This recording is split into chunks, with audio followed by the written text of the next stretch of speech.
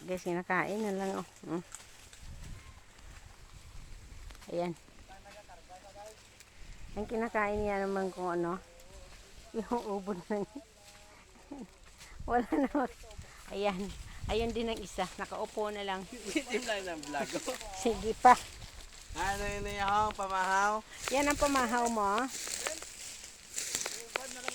Ubad.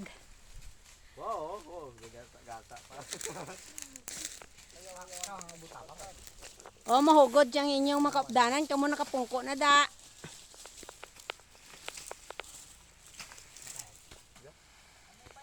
Ito sa pabanggan nga. Saging. Sabay lakad. Wow.